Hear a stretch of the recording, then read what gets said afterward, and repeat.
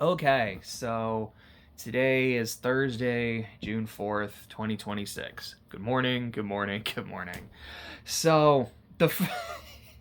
Sorry, I'm looking at my notes, and the first thing I see when I look at my notes, aside from the date, is this text that I can't read. And it's not because of my handwriting for once this time, it's because one thing I really like is having a pen that's multicolor. And I don't remember if my previous one was the one I lost or if I had to trash it. I think I had to trash it because it was out of ink. But the standard that I use is like blue, red, black, and green. And so I have a friend that I correspond with like via letters, and it's something we really enjoy. And what I'll do is like every line, like, okay, like this paragraph, like when I'm talking about this subject will be in black, and the next one I'll switch to red, etc., etc. And that's something that's really fun. And it's something I like doing with my notes as well, is sometimes it's every other line, or sometimes I'll do one video might be in like black ink, one it's like in red ink if I'm using my notes. I specifically remember for House of Leaves, anytime I wrote the word house, I put it in blue, and anytime I mentioned the Minotaur, I wrote it in red and then crossed it out. But when I went to the store the other day, I found a 3-pack. So, there's this one, which is the one I'm used to, but I found this other one, and so it's like a lighter shade of green, a lighter, like, I guess that's like like a lime green, turquoise, pink, and purple. I'm like, okay, that's pretty nice, that's pretty cool. And then I found the yellow one. Like, oh no, I found the Susan pen, which is it's also pink and purple, but it has orange and yellow. I'm like, yeah, I get to use the yellow ink. Just my inner Susan gremlin, and I tried writing with it. I'm like, I cannot read that. The yellow ink is so like the color is so light, it is genuinely impossible for me to see. So I just ended up writing everything else in pink because the pink shows up really well. And then yeah, the note right next, because I think I tried to write like Susan color or Susan ink in yellow, cannot see it, and then right next to it just wrote new pen. So there was that. So getting on to some other stuff. I have had a very busy week. That is not a bad thing. That is a good thing. Um, the one downside is unfortunately I have not had much time to work on Project Isla. Right now, I'm just like I tried to do some stuff this morning, and some of it I was able to get done. Some of it, unfortunately, I just wasn't able to reach out to the person I needed to. But before I do my next slate of business, I figured I have a little bit of time. I want to go ahead and record my CCA RTT because I'm in my room. As I want to go ahead and record this. I have not had a chance to work on Isla. There's still a good amount of the chapter that I need to write and edit from its original state. Then I want to give it its own once over before I post it. So unfortunately, I just don't see a chapter coming out this week. It was supposed to be out tomorrow, and it was making pretty steady progress throughout last week. And then this week, like starting on Sunday, was just it's Sunday. I don't really want to do a lot. I want to have a nice day of rest. And then Monday, I was out of town. I was at a conference. It went really well. And then Tuesday, just had a lot of work to do. Yesterday, had a lot of work to do. Today, we'll see, but it looks like there is quite a bit of work as well. I can also foresee that Friday is going to have a lot. I would love to be able to sit and work on this chapter, especially since it is the last of book one. But I think it's going to be a bit delayed. But what I've been able to do so far, I've definitely enjoyed. I've had some fun with it. So there's that, which I guess is its own little transition. I got some more Orichalcum reviews, and one of them is some feedback from NetGalley, and the others was a contest. I believe it was the Wishing Shelf Book Awards, which I had entered, and unfortunately I didn't move forward in that contest. But I was able to get some feedback from a lot of the reviewers, and it was really funny because I think it was Monday was when I got the Wishing Shelf feedback back, and looking over it, it just made me really happy. It's like, these are actually very positive, and some of them do still have some criticisms. Like, I think there's too many people introduced too quickly. I think the pacing is very slow. Like, I got into it. I think it was like, it was a slow burn and it was good, but for some people it is a bit too slow, and I think that's understandable. But overall, it's like, this is nice. Like, let me rephrase that. There was a lot of praise, which made me feel good, and a lot of criticism that I think is very understandable. It is criticism that I have seen before in other reviews, and like I've said, it's definitely made me reconsider some of the pacing for the rest of the series and just some of the ways I want to organize some events. And I think that's been really helpful. And then the next day, so that was Tuesday, like, I wake up and then I get to see another review that was very negative for some similar reasons, but it was really funny. It was like, man, I'm in a really good mood. These are good reviews. And then just, all right, here's like 5 paragraphs about why I hated your book. But, it happens. Not everyone is going to love it. Not everyone's going to hate it. And as I've said before, it was something I thought about while writing the book, where I know this is not going to be for everybody, and I really hope that doesn't come across as very condescending. Like, I know it's not for everybody, only the elites will enjoy. I know, nothing like that. It's just, I understand. I am someone who really likes a slow burn. There's a reason Trails in the Sky is like one of my favorite works of fiction ever, because I enjoy that it's something that really takes its time. But I understand that, yeah, number one, that's just not for everybody. And number two, as much as I love dialogue, because most of what I write is just dialogue, yeah, people want things to actually happen and not just see people sit around and talk all day. And I think that's completely fine. But that doesn't mean that, and as I've tried to say this before, that doesn't mean that criticism should just go in one ear and out the other. I think it is important to listen to, and it's important to understand this is what I can revise and change while still writing the story that I want to write. And no, I don't think there's really an end. I think that's just kind of the end of that thought. So there's that. Moving on to the sports world. Before I talk about basketball, I'm wearing my OKC shirt, but I have to talk about football real quick. What the hell is Myles Garrett doing on the Rams? What? Here's what's so weird to me. So Myles Garrett, what was it? I think it was at the end of the 2024 season, had said, I don't want to play for the Browns. I think it was right before the Chiefs-Eagles Super Bowl. Was like, I have no intention of playing for this team anymore. Like, I want them to trade me. I think he said that live on the Rich Eisen show. It was like, oh, okay, here we go. And then a few months later, maybe even less than that, he signs a record-breaking extension with the Browns. Like, okay, well, never mind. Maybe that was just a hardball negotiating tactic and it paid off. And then he breaks the single-season sack record. Then the next year they traded him. I'm like, wait, why didn't you do that previously before you paid him a bunch of money?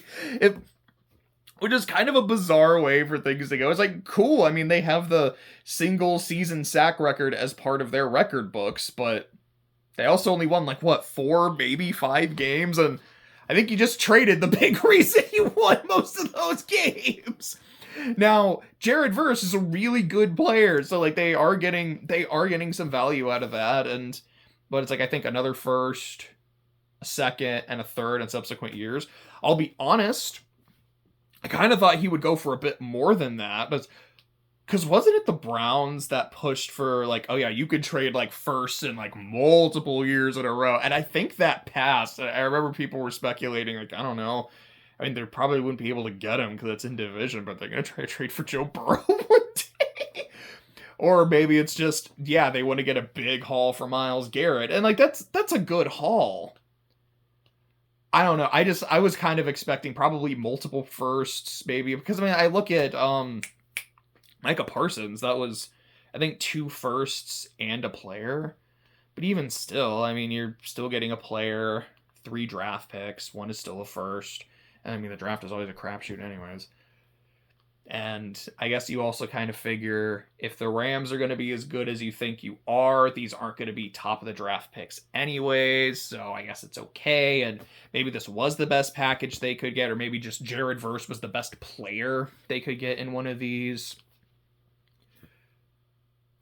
What the hell is Myles Garrett doing on the Rams? Like, this team is already good. They were almost in the Super Bowl last year. And then they arguably got better in the offseason just with Trent McDuffie. And then they get Garrett. Now there's rumors that Aaron Donald could come out of retirement and play alongside Myles freaking Garrett. Like, they actually just have a Pro Bowl team. And that's just their starting defense. Oh, that's funny. That is terrifying. It's like, look, man, I'm glad my team doesn't play in the NFC West, but do we play the NFC West this year? No, I want to say we play the NFC North this year, because I know we open against the Lions, but I don't know if that's just the team we would have played based on our standings, because the Lions finished at the bottom of the division, weirdly enough, even with a winning record. So did we. Maybe we do play the NFC West this year. Who did we play last year? I actually don't remember. I think I blocked most of our regular season for... No, it had to have been the NFC West. We played the Cardinals, and we played the Rams. Yeah, and there was that game where we got, like, blasted by the Seahawks. So, yeah, we played the NFC West last year. So unless we're in the playoffs, we have no business playing the Rams. Okay. So I either have no reason to be worried about Myles Garrett and Aaron Donald playing together, or depending on how the Saints season plays out, I will have every reason to hate that combo. Because here's the thing. If Aaron Donald wants to play, like, alongside Garrett and, like, go on a deep playoff run, I could see him not playing a lot of this season. Either, like, he's on the team, but they just try to keep him fresh and just limit his snaps, or he just doesn't sign with them until, like, November. Like, hey, what do you know? We got a free agent signing because maybe we needed it. We just wanted to make a move. Who is it? Oh, he's been out of the league for a while. It's just a veteran presence. His name was Aaron Donald. Like, oh my gosh, it's so insane. Oh, that's fun. Anyways, let's talk about basketball for a sec. So, like, look, I'm going to rep my team. We lost. We lost Game 7. I want to give a genuine congratulations to the San Antonio Spurs. And that almost feels a little mean-spirited because Game 1 was last night and they lost Game 1. But I don't mean it in any way like that. Like, genuinely, they won the series. I was talking to a friend about it yesterday, and he's like, so... like, you know more about basketball than I do, and I am a very, very casual NBA fan. Let me start with that. But this is my team. This has been my team for like a decade and a half. They're like, so, was this because OKC didn't play well, or is this because San Antonio was that good? And genuinely, I think it's a bit of both. Like, it's a 7-game series, and a lot of those games were over pretty quickly. Game 1 and Game 7 were both, like, really good. But a lot of that is San Antonio is a very, very good team. These were the 2 best teams in the league in terms of their record by the time the regular season was done. This conference finals matchup, I don't want to say necessarily felt inevitable, but it kind of did, and most people figured this is gonna go 7. Maybe 6. It's probably gonna go 7, and who knows what's gonna happen. This feels like this is going to be a big rivalry for a long time because both of these teams are very good and both of these teams are very young. I think part of it is, like I just said, this is a very good team. They match up well against us. Good job. 2 major impact players for us were unavailable. J-Dub wasn't available for several games. AJ Mitchell wasn't available, like, as the series went on. And we could definitely see that. Part of it also is like, look, I love Chet Holmgren. He just did not have it this series. Like Game 7 in particular was kind of grueling to watch from that perspective. And also, there were just a lot of shots that didn't go in. I remember I saw like Shea miss 2 free throws and then Chet missed 2 free throws almost right after that. I saw open threes that were bricking. I saw like wide open layups that were just missed. Like it would go around the rim and then fall out. And then I would also see the Spurs play really, really good defense. Like I have to shout out that Luke Cornett chase down block on Ihart. I think at that point it was like a 6-point game, and that would have turned into a 4-point game. You could really feel the momentum swing. Like, all right, the champs are still in it. There's still plenty of time. And then that happened. And yeah, it wasn't quite this is the last gasp and now there's no hope. But that did feel like that was the moment that kind of ended things. So it is a combination of one team had some injuries, also just didn't play that well down the stretch for a variety of reasons, and another team rising to the occasion. And that's why I have to say, it's a genuine congratulations to the Spurs. Good shit. I hope to see them again next year. I believe I said last week, is that I am rooting for the Knicks in the finals. And that sounds very sour grapes, and part of it is. I'll get to that. But a lot of it is just watching this Knicks playoff run and just knowing how maligned this team has been, like this franchise has been for so long. One of my favorite jokes in Soul is how 22, 23? Don't remember exactly the number, but he's like, oh yeah, I've been messing with the Knicks for years. And gosh, what is that? There's that moment in one game where, you've got like a player going down on a fast break. I think it's Tim Hardaway Jr. is chasing him, and then Spike Lee is T-posing on the side, and then the ref slips, and then instead of contesting the shot, Tim Hardaway calls the ref safe, but then the other team bricks the three, so he played perfect defense. It's such a great clip. But like, that is the Knicks. And now you've got the, power of friendship Villanova Knicks, minus Dante DiVincenzo, in the finals after this incredible run. There's all the Danhausen curse chicanery going on. It's genuinely been fun to watch. And there was that part of me that's like, OKC is my team. And if we play the Knicks in the finals, I want us to win every game by 200 points. But if it's like anyone else from the West, like I would kind of root for the Wolves a bit. But if it's anyone else from the West, I'm rooting for the Knicks. Like, this is hard for me to root against. Yeah, the fact that the Spurs are the one that beat my team, it does add a little bit to the... I mean, now I don't really want them to win, but there's also that sense of, would I rather lose to the champs? And I remember reading a quote. This was from Project Horizons of all places, but it was something along the lines of, never disrespect your rival.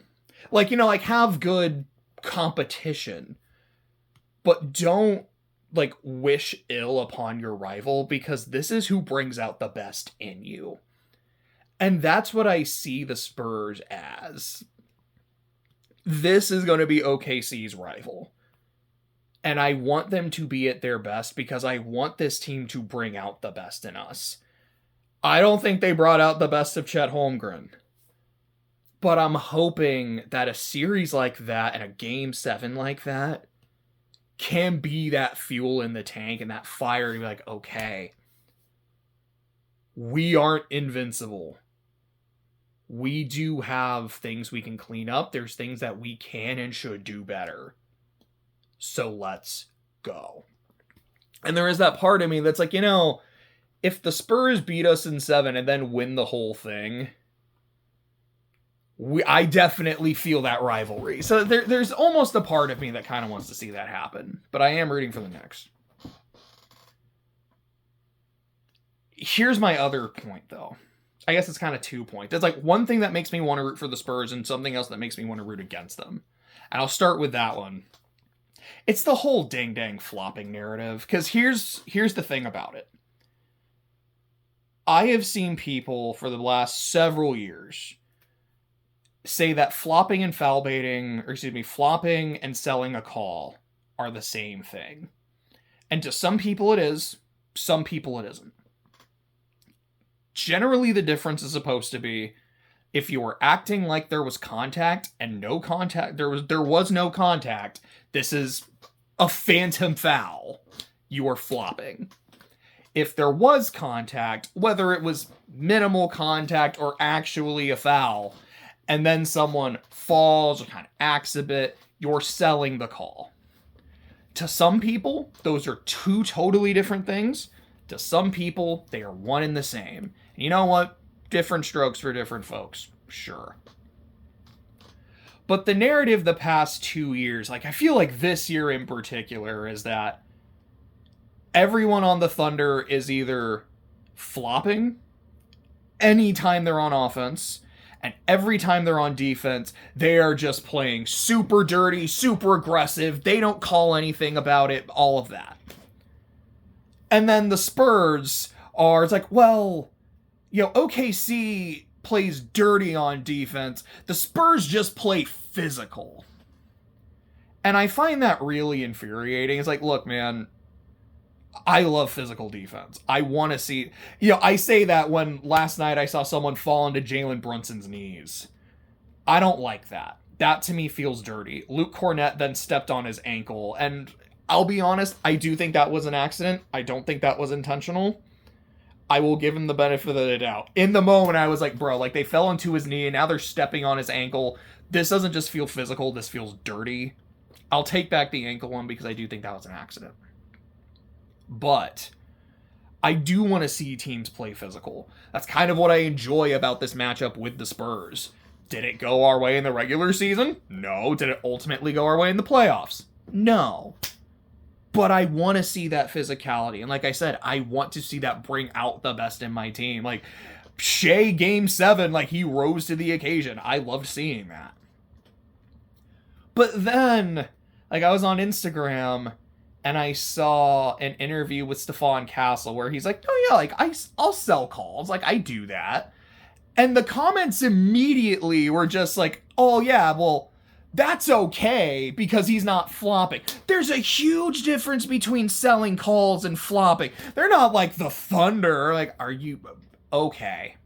So when Shea gets contacted, and I know there's that clip, I think it was with De'Aaron Fox, where Shea goes up and like Fox turns so he doesn't hit Shea, and then Shea like falls like he got hit and he gets free throws. That's a flop. That is 1000% a flop. I am not going to argue with you on that. Not at all. But I can't tell you how many times I have seen Shea get genuine contact, whether a foul is called or not. And people say, flop, flop, flop, flop. Stop flopping like a fish. Oh God, I wonder what Shea's doing right now. Oh, you made a comment about something. 2 free throws for Shea. When there's actual contact. Selling a call. But when another player on another team says, no, yeah, like, I will sell calls. Like, we do that. And I see Spurs players do that. Oh, no, that's fine. That's ethical hoops. And it's that hypocrisy that really, really grinds my gears. If you don't like this style of basketball, you don't like this style of basketball. And that's fine. That's understandable. I will be perfectly honest. Like I said, I love seeing physical defense. I love seeing that. That's great. And if you are getting genuine contact, sell the call. I think that's fine. But yeah, I don't love people making up these phantom fouls that didn't happen, or just the constant falling. Even as a Thunder fan, I do find that annoying. I will not argue with that. I also think back to prime James Harden, who would drive and then just throw up his hands when very little contact happened, and it bothered me because I will always defend Shea that he shoots the dang ball. It's not, oh, let me just do that. And I've seen Wemby do that too. It's like, no, I want to see, like, if you're selling the call or not, shoot the dang ball. At least give it a chance to go in the hoop. So that's part of my, this makes the Spurs harder for me to root for. And again, that's not because, like, oh, I don't want to root for them because Stephon Castle admitted to selling calls. It's more of just the culture around, like, how the media treats my team versus another team that plays very similar basketball in some regards. And just the inconsistency of that bothers me immensely. But then we get to Wemby. And when he's not cooking my team with like 20 blocks and 40 points in game 1 and shooting a 3 that in a double overtime game that in a series that later went to 7, effectively that 3 he shot from freaking Mars was essentially what won the Spurs the series. Seeing this dude cook my team makes me not like him from a purely, like, business standpoint. That being said, like, not taking that into account, I find it really hard for me to root against Wemby. He seems like he's a generally pretty down-to-earth, likable dude. I love seeing him in interviews. Because, I'm so used to, across all sports, like I see it a lot in football too, like a lot of very non-answer, kind of vague answers, and a lot of that is, well, number one, you don't want to give people too much information, and number two, the media will take anything and run with it and make whatever narrative they want. But I like seeing someone who will take a moment, think about the question, think about his answer, and will give an actual honest answer. Like, the authenticity and the vulnerability I find incredibly refreshing. Also, seeing a dude who's just really good at basketball play basketball is fun to watch.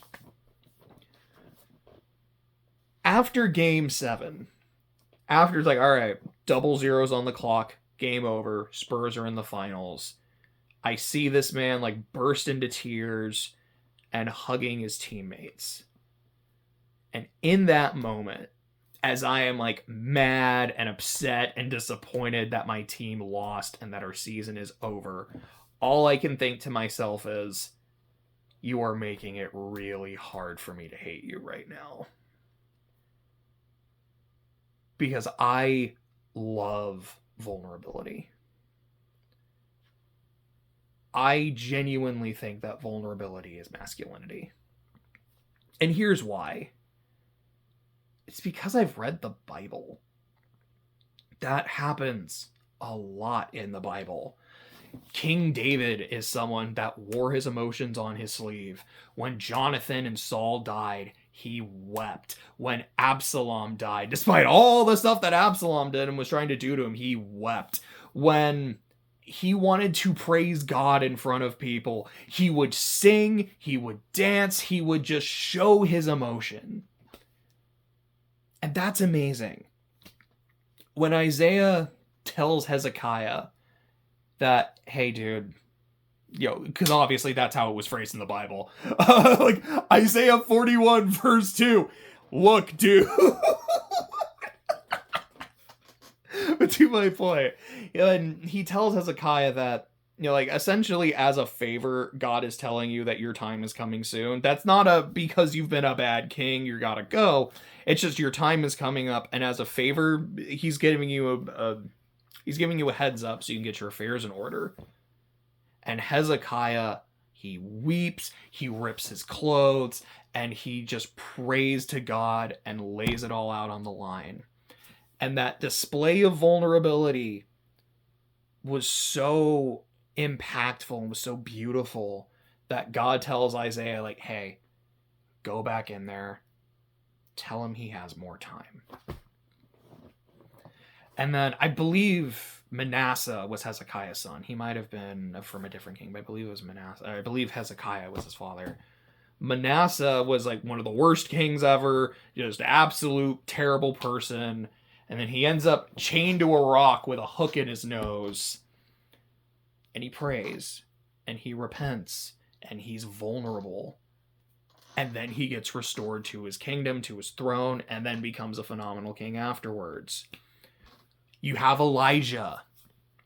And this is someone who literally rained down fire from heaven and experienced primal fear for his life and prayed to God to end his life and take him home. And God said to him, here's some food, here's some water, rest for a bit, and then keep going, because I know you can. We see time after time these great men, these great leaders be vulnerable. They wear their emotions on their sleeve. They wear their weaknesses on their sleeve. And it's often something that gives them strength. Look at Jesus. One of the most famous sentences in the entire Bible. Jesus wept. I don't think there is anything wrong with showing emotion, with showing vulnerability. And don't get me wrong, I am not trying to say that Wimpy is Jesus. Nothing like that. But I love seeing someone with the spotlight on him say, I don't remember what Wemby's exact quote is, but it's something along the lines of, like, I refuse to carry the burden of having to hide my emotions. Because I don't believe we ever should have to. So, I am rooting for the Knicks because this has been an incredible run, and I think they're a very fun team. But I do like Wemby. And I wouldn't be upset to see him win. I kind of like the idea of the Spurs winning this title because of how that'll fuel the rivalry with OKC. And I want that to bring out the best in us as well. But I can already hear the like, oh yeah, they did this the right way. They play basketball the right way compared to the Thunder, and that's why they won, and that's why OKC went home. Like, really? Really? Are you sure it's that different? Okay.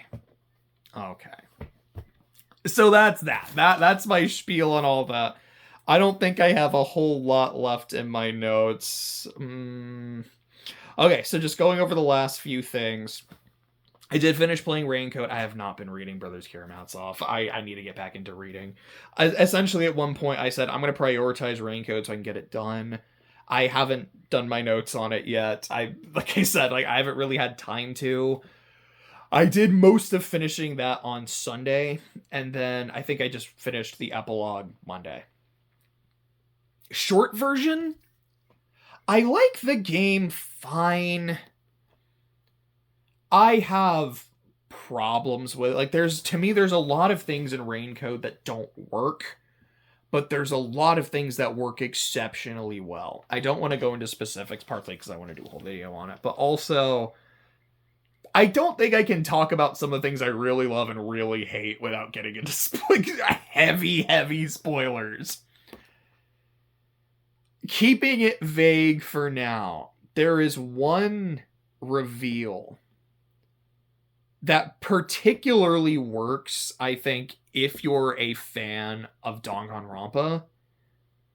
Yeah, that was probably one of my favorite things in the game. Like, if you know, you know. You probably know what I'm talking about if you played the game. Like, yeah, that was awesome. I was really excited and kind of hyped. And there was a point earlier in the game where I kind of thought for a moment, I was like, wait, are they doing that? Okay, maybe not. And then when it came back and it specifically referenced that scene, I was like, oh, okay. I was on the money. Oh my goodness, this is awesome. But then there's other things in the game that just make me go, why'd we do this? So there's that. I've been listening to the albums from Of Monsters and Men. I know I said Guns N' Roses was going to be next, and then I just didn't listen to Guns N' Roses. Like, I listened to some of Appetite for Destruction when I was at the gym one day, and didn't end up finishing the album because, like, I finished my workout and just never did it again. Oops. That's not meant to be a knock on Guns N' Roses by any means. They are still on my list. I still want to do this at some point. I think it was just more of a... I feel like I want to listen to this if I'm, like, writing a fight scene. And now I'm, like, just kind of chilling. But Of Monsters and Men is 4 albums. I've listened to 3. I had mentioned previously that I'd listened to a couple albums, but I was doing other things, so, like, I didn't get super into them. I did re-listen to those first 2. I would say I like the first 2 quite a bit. I listened to Fever Dream yesterday, and I don't think I particularly liked it. And I think a lot of it was just that this feels like a Migment album, and I like Migment albums. But going from, like, folk music that I would hear in the tavern, like around the campfire, to a Migment album was a transition I wasn't expecting. Which is kind of why I like to do this. Of, like, I want to listen to a group, I want to start with their first studio album, go through them all, to see the evolution and how the sound changes. Like, this was so radical to me. And there were some songs that were like, okay, this one feels like an older song. This one almost feels like kind of a bridge between the old style and the new style. But, like, this was so weird. But I'm glad I listened to it, I think. And then there's one more, what was it called? It was like, All Is Something in Pain in the Mouse Parade. I'm like, what is this title? Like, I am very interested in what this album is going to sound like now. Okay. I hope I'll have time to do that today. If not, maybe over the weekend. And, you know, over the weekend, I think the last thing to talk about is the amazing Digital Circus. So, today is June 4th, which means the movie is out today. It is, I'm getting off camera slightly because I just want to go ahead and move these pens. The movie, I think, officially releases today in select theaters. I wanted to watch it today, but like I had said earlier, I had a conference on Monday, and the conference I was first told was on Monday, June 4th. I was like, okay, June 4th, that's Circus Day, so I can't watch the movie that day. I have to go to the conference. Or excuse me, I think at first I was just told the conference was on June 4th. And then knew the conflict, so like, okay, can't do that. So we ended up scheduling the movie for Saturday. Then I later learned the thing was on Monday, June 4th. And went, wait, June 4th is a Thursday. That doesn't work. So, like, we confirmed it was Monday, which was June 1st. Which means, no, I 100% could have gone to see the movie today. Unfortunately, I had already made plans for that. Like, we already bought the tickets, like, several weeks ago. So, I will be watching the movie Saturday evening. I think our showing's at around 6, maybe 7 o'clock, but I want to say 6:15, maybe 6:30. I have heard that the movie is leaked. And I think part of that is I've heard, like, some leaks went out, and it sounds like the full thing is just online. I have not seen it. I have not looked into any leaks whatsoever. Part of it was just like, I just haven't even looked. I wasn't aware of this. And then when I found out about it, I was like, cool, let me just not engage with this whatsoever. I don't want to know shit. I want to go into the movie. I mean, I guess I'll know something about the movie because part of it is episode 8, and I've already seen that, of course. But that last hour, I want to know nothing. I've heard, because when I heard about the leaks, I just heard it's like, oh yeah, people are very mixed on it. But like, that tells me nothing. It's the internet. It kind of like circles back to what I was saying earlier about reviews. Like, people will see things different ways. Some people might be disappointed because of shipping reasons, and that's it. Some people might be disappointed because they were expecting something big and grand, but it ends up being like really slow and very talky. I don't know. There is a chance that I could watch it and go, yeah, I think the ending sucks because of ABC. I might also watch it and go, that was the greatest ending I've ever seen because of X, Y, and Z. We'll see. I'm looking forward to it. I am excited. Oh, excuse me. Oh, right, the state of play. I was like, I think that's it. All right, there's the state of play, but I don't take any notes on it. I'm excited to play a new Rayman game, but it's also not a new Rayman game because it's a remake of Legends, which is the last one. But I also really like Rayman Legends, so there's a non-zero chance I'll play it. Like, what was it called? The Lost World, like a dinosaur game. Like, that looks neat. That looks fun. We saw some new Marvel characters. That game looks cool. It looks super fun. I still haven't played Until Dawn, but it's really interesting. And the second one looks interesting as well. I won't lie, I did not watch the God of War stuff. Mostly because they're like, I was like, okay, I've heard this is supposed to be an hour and a half.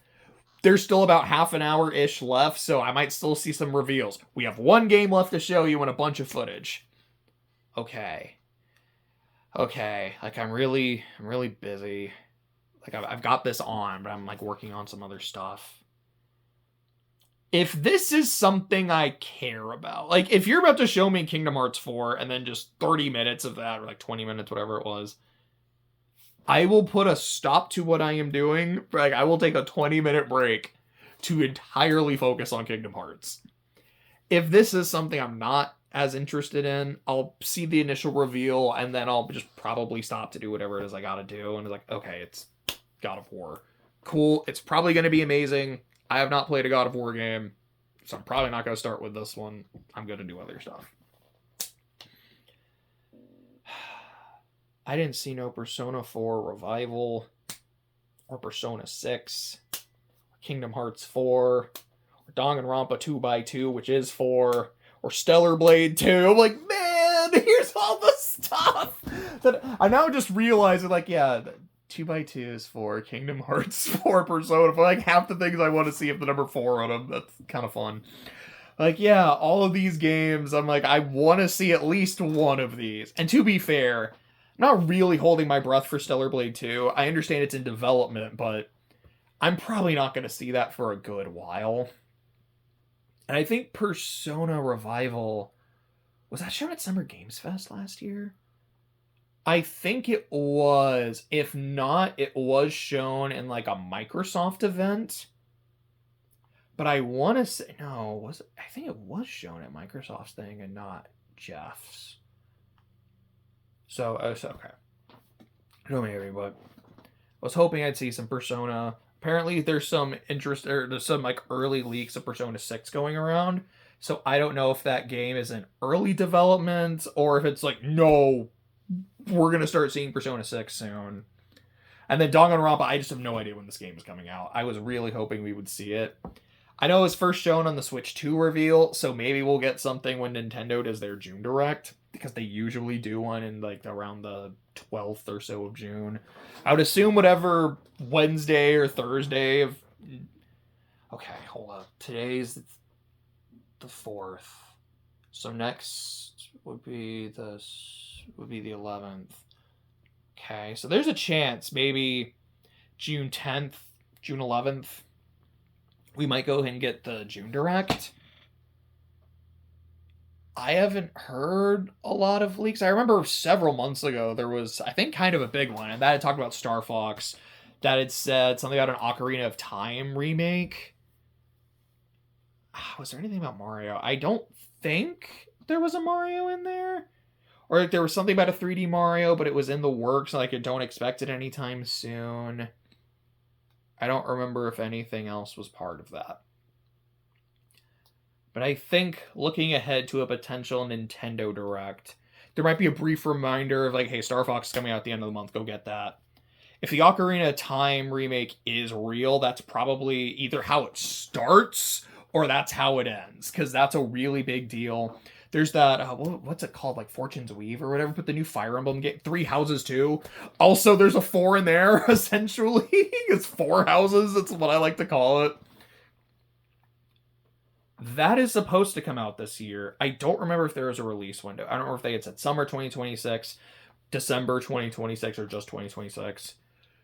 I remember for Christmas, one of my friends had told me, I will buy you that game. I don't know if he actually pre-ordered it or not, because I don't know if it's available for pre-order, but he said, like, I will get you that when it comes out. That's my Christmas gift. So I know I'm good to get Fire Emblem, and I'm excited for it. I really enjoy playing Fire Emblem.